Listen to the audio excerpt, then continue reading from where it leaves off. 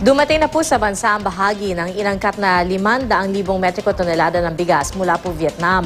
Ayon sa NFA, kailangan nila magkaroon ng precautionary stock lalo pat nagpapatuloy pa rin ang relief operations sa mga binagyong lugar. Mula sa Maynila, may ulat on the spot si Julius Segovia. Julius? Iyabigo ang gobyernong maabot ang target nitong maging 100% self-sufficient sa rice production ngayong taon. Ayon sa National Food Authority, malaki ang naging epekto ng sunod-sunod na kalamidad sa produksyon ng bigas sa bansa.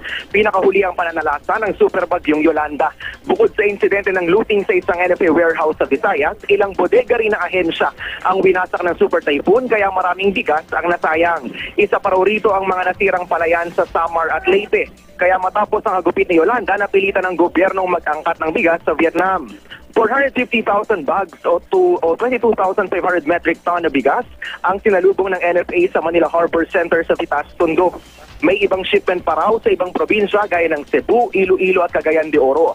Bahagi ito ng 500,000 metriko tonelada o kabuang 9.7 billion pesos na rice importation sa Vietnam.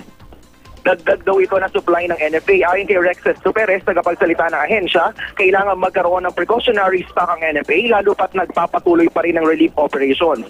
Marami raw kasing mga private at government institutions ang kumukuha sa kanila ng supply bilang ayuda sa mga kababayan nating nasa ng super bagyo. Ipinakita rin na kanina piya ng NFA sa media ang bigas na galing Vietnam. Nais daw nilang isa publikong hindi kaning baboy ang bigas na ibinebenta ng National Food Authority taliwas sa paratang ng kritiko. At kahit pa raw malaki ang naging epekto ng mga kalamidad sa rice production, tiniyak pa rin ng NFA na walang kakulangan sa supply ng bigas. Yan pa rin ang latest mula sa Maynila. Balik sa iyo, Pia. Maraming salamat, Julius Segovia.